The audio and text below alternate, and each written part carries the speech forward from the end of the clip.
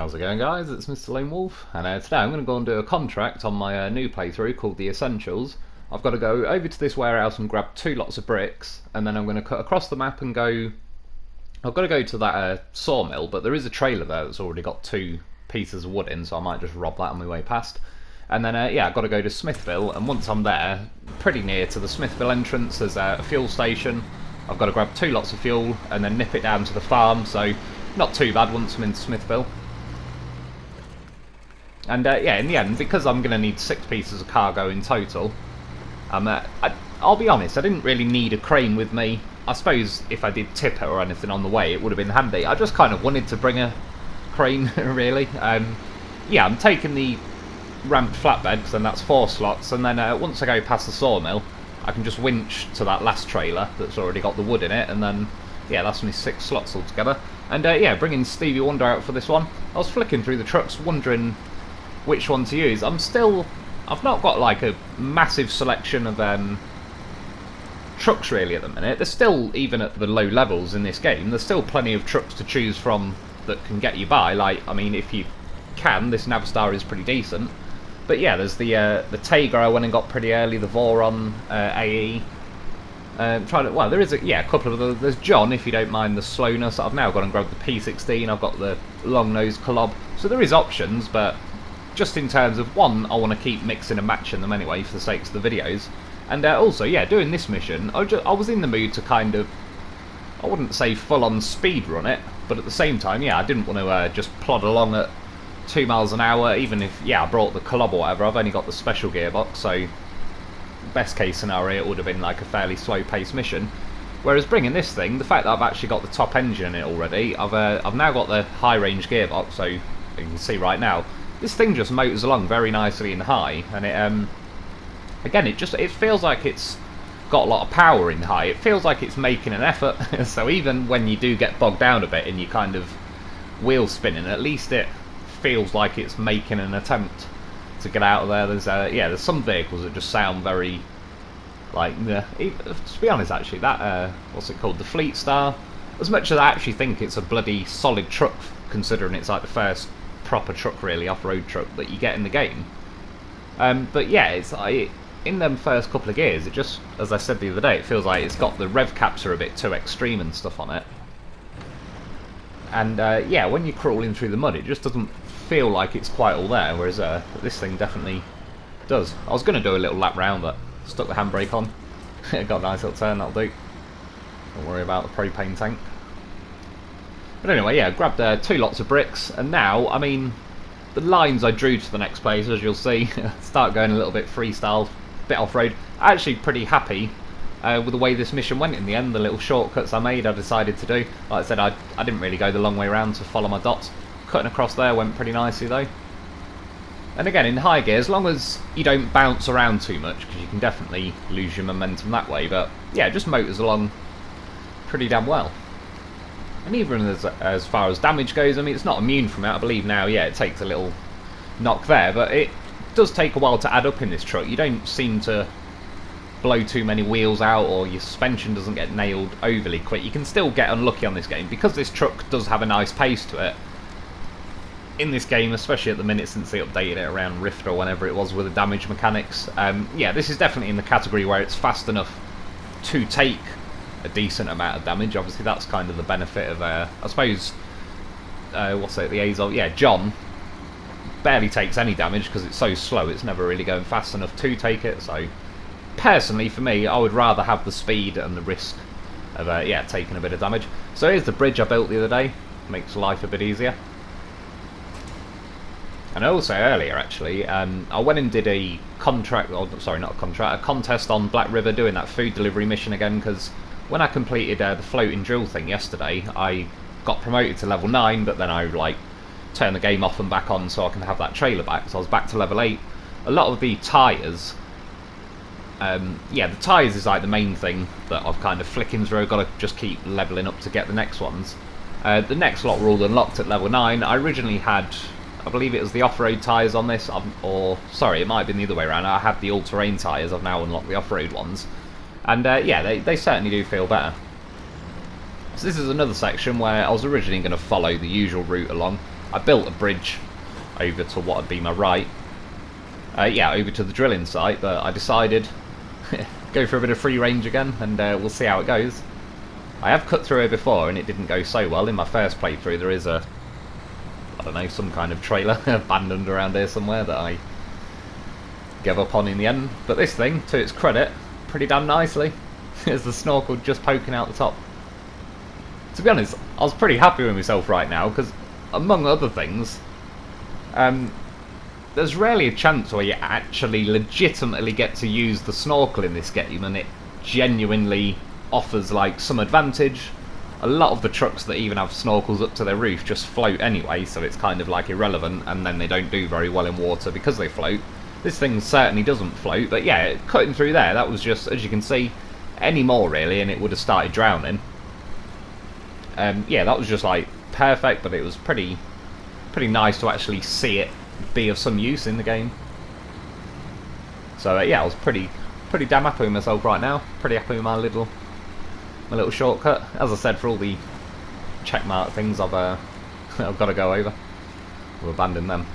So anyway, we're at the sawmill now. For a few minutes there, or not minutes, like seconds, I was a bit confused as to where I was going to pop out, but found it in the end. Going round the back. That's what she said. Yeah, this is the trailer. It's already got the wood in, so I might just steal it, relieve the sawmill of it.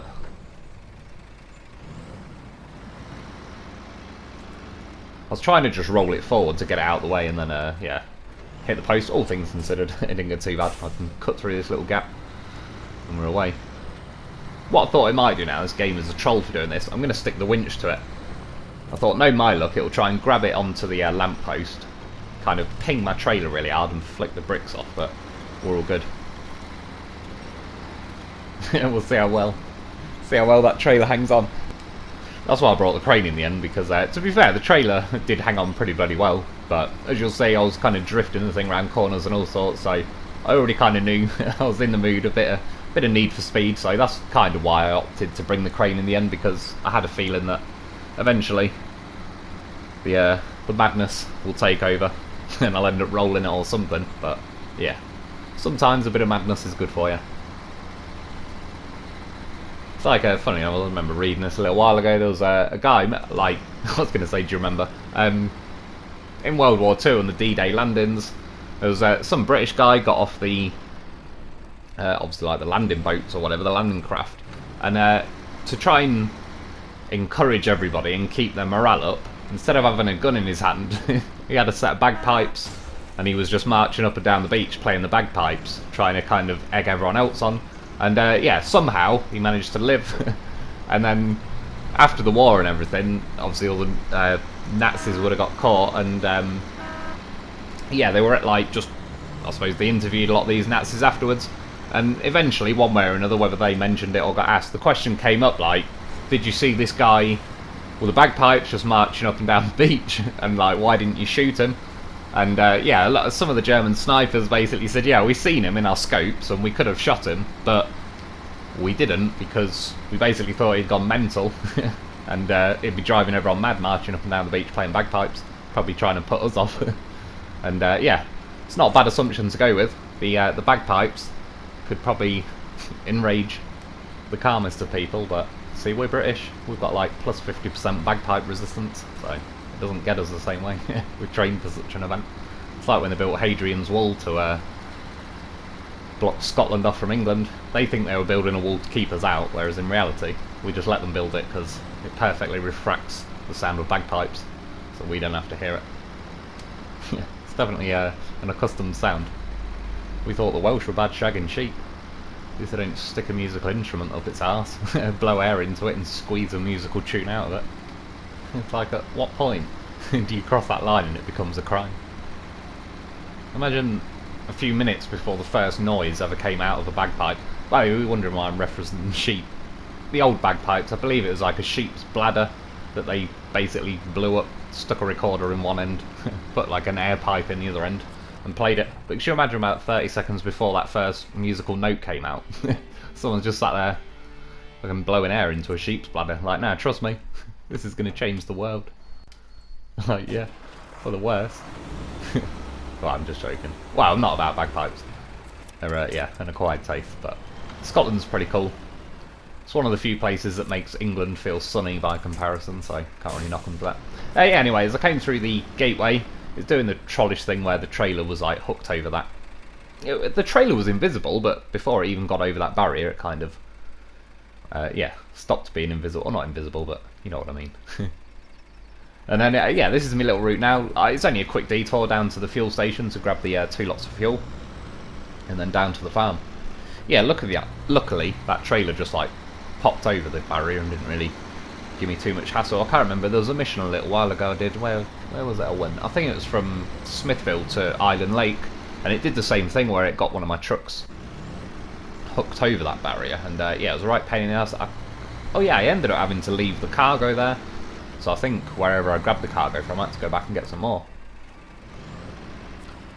Notice as well now, I mean you can't really tell, but my throttle is stuck on, so I quickly just double tap the button at the end, and yeah. I think it's when you go in that menu, because I think it does freeze your steering as well, but I've never really noticed it with the throttle. But I was just going to have a little flick through there and see if there was anything else I was able to get and whatever, and yeah, throttle stuck on, made me fly through there, managed to grab my fuel and everything just in time. But I've got everything I need now. 2 lots of bricks, 2 lots of wood, and 2 lots of fuel.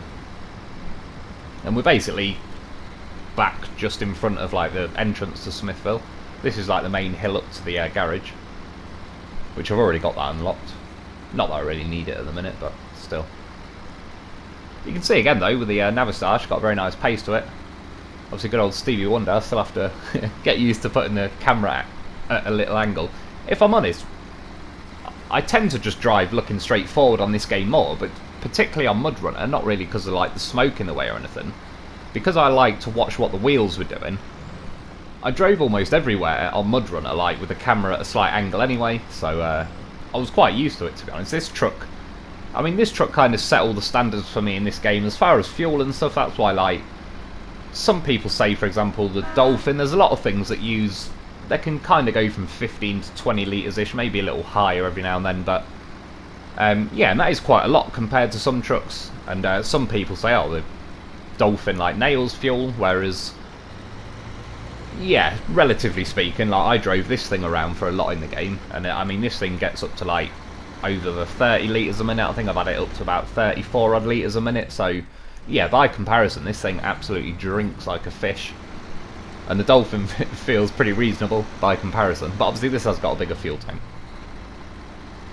I could have cut across the fields then as well, but I figured I'd go this way because I cut across them the other day, and yeah, just for a bit of variety. I've not actually scouted any of this map. If you seen a minute ago when I was just looking over the map, I kind of, part of me is just I've not really got round to scouting it yet. You could see the path I drove to Drummond Highland when I went and got my P16 yesterday, but I don't know, part of me I'm kind of interested now to possibly just not collect the watchtowers and either uncover the map naturally, or I suppose at the end of it I'll see all the little trails I've been down. And yeah, I might just leave it like that and see how the map ends up looking. I was just looking now as well. I'm not 100% on this, but I definitely think there was something wrong with this ramped flatbed like a few weeks, a month ago. I don't know, time's going pretty quick. Yeah, I'm not sure, but they might have fixed it, because just the way, that's why I was looking quite a lot there at the trailer, like even the way it's wobbling around, and considering it's got a fully loaded with cargo. Yeah, they might have reduce the weight out of it. I mean, again, I don't know if it was a weight thing specifically, or if it was like almost like there was an invisible part of the trailer that was just catching on the ground all the time and slowing you down. But either way, I think all things considered, it was feeling a bit better now, but I'll have to test it more thoroughly. Anyway though, yeah, we got to the farm, and thankfully it does still accept like the stuff off the trailer, which I'm only winched to. Obviously, if I was collecting cargo from somewhere, I don't think it'd give me the option to fill the trailer that I'm winched to, but at least it did. Yeah, for the XP, and that was it, 440 XP, it's not too bad. 4,100. Again, not that bad. I mean, what, we're 14 odd minutes into the video, so it didn't take a whole lot of time. And I know it's not a completely free trailer, but the second trailer, I could sell that for another 3 or 4 grand. And yeah, I mean, that was just sat at the sawmill doing nothing. see now, every now and then, overall, it didn't, I mean, there's a hell of a lot of damage flashed up then, but it didn't really nail the truck. I think my suspension was already like halfway gone. It's done obviously a tiny bit to the fuel tank and the engine. I assume the tyres took a fair few hits, but none of them popped. But yeah, it's a bit of a troll when you run over those like the fences and pumpkins. Pumpkins are right little animals on this game. Smash the crap out of you. When you think in real life, I think I could run over a pumpkin with a bicycle, let alone a bloody truck. Oh, it does remind me, it's a bit random, but earlier when I was scrolling through the tyres, because like I say, I was level 8, I wanted to get to level 9 to unlock like the next set of tyres. There was kind of level 9 was the next one, and then I think level 11 is the next one.